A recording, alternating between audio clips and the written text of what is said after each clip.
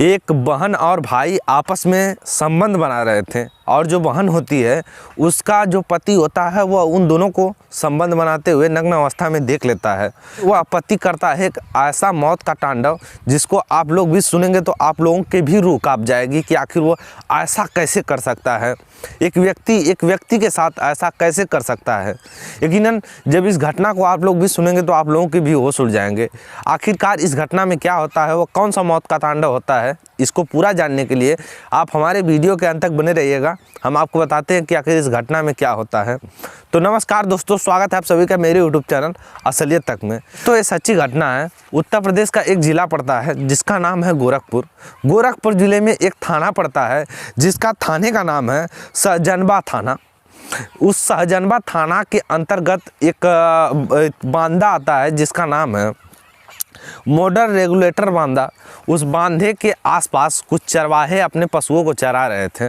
जब वो अपने पशुओं को चरा रहे थे, सुबह में तकरीबन 11 से 11:30 बज रहे थे और वह अपने पशुओं को चरा रहे थे दोपहर के टाइम में, सुबह के टाइम में। यानी वह जो कुछ बच्चे जो अपने पशुओं को चरा रहे थे, वह लोग देखते हैं कि उनके सामने उस पानी में उन लोगों की जब निगाहें पड़ती है तो वह देखते हैं कि नदी में कुछ बहता हुआ, काफ़ी सूटकेस में कुछ बहता हुआ कोई चीज़ आ रही है, जिसको देखकर वहाँ पे जितने भी बच्चे होते हैं उन लोगों में शर्त लग जाती है कि जो भी इस चीज़ को पाएगा वह उसका होगा, जो भी इस चीज़ को छू देगा, जो भी इस चीज़ को पकड़ लेगा वह उसका हो जाएगा।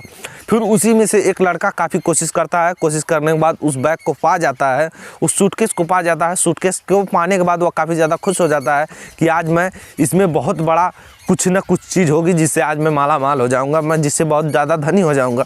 फिर वह जो बक्सा होता है, वह जो सूटकेस होता है, उसको बाहर ले जाता है और बाहर ले जाने के बाद वह काफ़ी भारी भरकम होता है।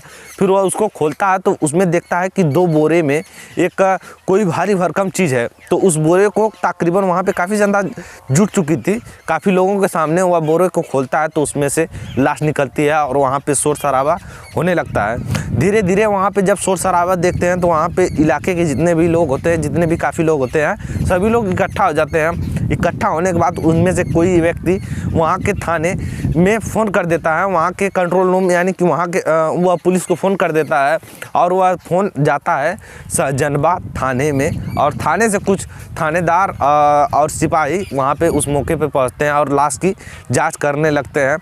जांच करते हैं कि वह उस लाश की जांच पड़ताल करने लगते हैं और देखते हैं, उस लाश को बाहर करते हैं, उस बोरे से बाहर निकालते हैं। बाहर निकालने के बाद वहाँ पे जितने भी आदमी होते हैं उन सभी की पुष्टि, उन सबों को दिखाकर यह पुष्टि कराई जाती है कि आखिर ये इस लाश को या इस व्यक्ति को आप लोग जानते हैं। तो उनमें से कोई भी व्यक्ति उस लाश को या उस मरी हुई लाश को कोई भी नहीं जान रहा था, किसी को भी नहीं पता था कि आखिर वो कौन है।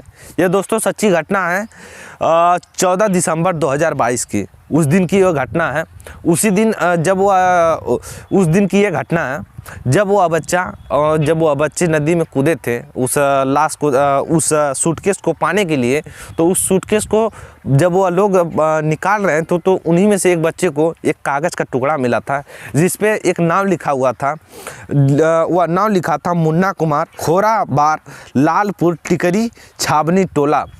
यह लाश पे जब वह लोग उस सूटकेस को निकाल रहे थे तो यह कागज़ मिला था पुलिस वालों को। ये कागज़ हाथ में उन लोगों को लगता है तो लोग सोचते हैं कि आखिर ये कैसा कागज़ है, या जो नाम इसमें लिखा है वह सही है या गलत है।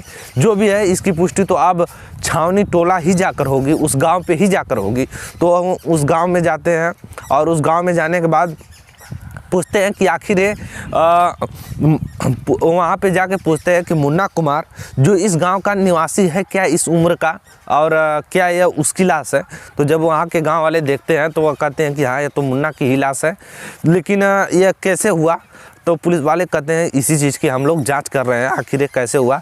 तो उन्हीं में से एक मुखबिर, एक व्यक्ति बताता है कि यह जो मुन्ना था यह अपनी एक मुँहबोली बहन के पास हमेशा जाया करता था। 12 दिसंबर के दिन भी यह अपनी मुँहबोली के बहन के पास गया था और वह यहाँ से कुछ दूरी पे रहती है जिसका नाम है बेलघाटा बुजुर्ग बोली बहन का, जो कि उसके मुँहबोली बहन का गाँव है बेलघाट बुजुर्ग। उस गांव में वह रहती है और 12 दिसंबर के दिन वह वहाँ पे गया था। फिर वह जो पुलिस वाले होते हैं उस लाश को दे देते हैं पोस्टमार्टम के लिए। पोस्टमार्टम में जब वो लाश जाती है, तकरीबन पोस्टमार्टम में 2-3 दिन बीत जाते हैं रिपोर्ट आने में। रिपोर्ट जब पोस्टमार्टम की आ जाती है तो पुलिस वाले उस रिपोर्ट को लेकर वहाँ उस लड़की के पास जाते हैं जहाँ मुन्ना की जो वह मुँह बोली बहन थी। वहाँ पे पुलिस वाले जब जाते हैं तो पूछते हैं कि आखिर मुन्ना के साथ ऐसा ऐसा कैसे हुआ है, तुम्हारे पास मुन्ना आया था 12 दिसंबर के दिन था, आखिर उसके साथ ऐसा कैसे हो गया कि उसकी हत्या हो गई। तो जिसके पास वो लोग गए होते हैं, जिस बहन के पास गए होते हैं, उस बहन का नाम होता है सीता और जो उसका पति होता है जिसका नाम होता है राहुल शर्मा। उन लोगों से जब पूछताछ की जाती है तो लोग कहते हैं कि हमें नहीं पता कि मुन्ना कहाँ आया था और कैसे आया था, क्या हुआ उसके साथ, हमें कुछ भी नहीं पता है। तो फिर पुलिस वाले वह जो सीता होती है उसकी कॉल डिटेल्स निकालते हैं। कॉल डिटेल्स निकालने के बाद वह जो मुन्ना होता है उसका भी उधर कॉल डिटेल्स निकाला जाता है, उसका भी लोकेशन पता किया जाता है। लास्ट लोकेशन पता किया जाता है तो पता चलता है कि वह सीता के ही घर पे उस टाइम था। फिर सीता को एक अलग कमरे में और इधर राहुल को एक अलग कमरे में, राहुल शर्मा को अलग कमरे में उसके पति को किया जाता है। फिर पुलिस वाले कॉल डिटेल्स दिखाते हैं और कहते हैं तो मुन्ना तो तुमसे बात किया करता था, सीता से कहते हैं। तो सीता कहती है कि वो मेरा मुँह बोला भाई था और हम लोगों में काफ़ी अच्छा प्रेम में काफ़ी अच्छा ज़्यादा संबंध था, बहुत प्यार था और हमारे घर मुन्ना आया जाया करता था, लेकिन हमें नहीं पता है कि मुन्ना की हालत ऐसे कैसे हुई है। तो आप चाहिए तो आपको अगर हमारी बातों पे विश्वास नहीं होता है, मेरी बातों पे अगर विश्वास नहीं हो रहा है तो मेरे ससुराल में और मेरे मायके में पूछ लीजिए, क्योंकि वो जो सीता होती है वह उस मुन्ना के ही गांव की लड़की होती है, जो कि वह उसकी मुँह बोली बहन होती है। फिर उधर जब उन लोगों से यह सब जानने के बाद जो पुलिस वाले होते हैं उसके ससुराल और उसके मायके से पूछते हैं तो वो लोग सभी कहते हैं कि वो तो उन लोगों में भाई बहन का प्रेम था, वो लोग भाई बहन थे, मुँह बोले भाई बहन थे। फिर पुलिस वाले यह सब सुनने के बाद उन दोनों को, सीता और उसके पति राहुल शर्मा को अलग अलग कमरे में पूछताछ करने के लिए ले जाती है। फिर जो यहाँ पे पुलिस वाले जो होते हैं वहाँ पे उस राहुल के साथ गेम खेलते हैं और कहते हैं कि तुम्हारी पत्नी ने हमें सब कुछ बता दिया है, हम तुम्हारे मुँह से सुनना चाहते हैं कि आखिर सच्चाई क्या है।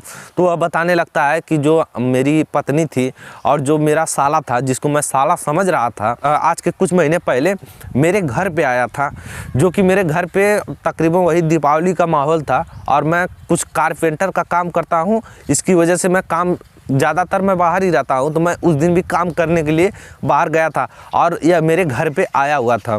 मैं जब अपने घर पे आता हूं और खिड़कियों से अपने रूम में देखता हूं तो ये जो राहुल, ये जो मुन्ना होता है और जो मेरी पत्नी सीता होती है, यह दोनों आपस में नग्न अवस्था में संबंध बना रहे थे, जिसको देखने के बाद मेरी आंखों पे यकीन ही नहीं मुझे होता है कि जिसको मैं साला मान रहा था, जिसको यह लोग अपने भाई बहन का दर्जा दिए थे, यह लोग आपस में संबंध कैसे बना सकते हैं, ये लोग प्रेमी कैसे हो सकते हैं। मुझे अपने आंखों पे विश्वास नहीं होता है। मैं अपने पत्नी और उस मुन्ना को पास में बुलाता हूँ और उन लोगों से पूछने लगता हूँ ये चीज़ें। तो मुन्ना और मेरी पत्नी सीता से ये पता चलता है कि ये लोग पहले से ही, शादी के पहले से ही इन लोगों में आपस में संबंध बना करता था। ये लोग एक अच्छे भाई बहन नहीं बल्कि एक अच्छे प्रेमी हैं, जिसको मैं सुनने के बाद मुझे काफ़ी ज़्यादा गुस्सा आ जाता है। मैं मुन्ना को वहाँ से भगा देता हूँ और फिर मुझे अपनी पत्नी को भी वहाँ से हटा देता हूँ दूर। फिर कुछ दिन बाद मैं अपनी पत्नी को, लेकिन मैं अपनी पत्नी को नग्न अवस्था में अपने साले के साथ, जिसको साला मानता था, उसके साथ मैंने संबंध बनाते हुए देखा था, जिसकी वजह से मेरी